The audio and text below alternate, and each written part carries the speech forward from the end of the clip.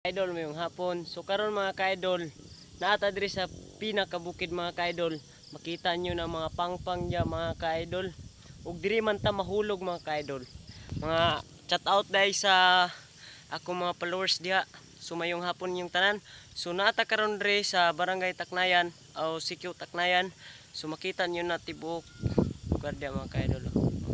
Makita nyo na diya ug unsa kanindot ang view diri sa among bukid mga ka-idol. Oh.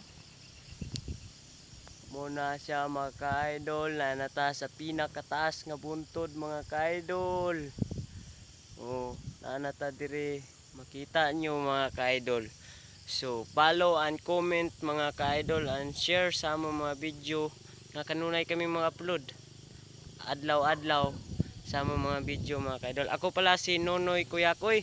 So daghang salamat sa pag-follow ug paghatag ug pagsuporta sa among mga Facebook account mga ka-idol.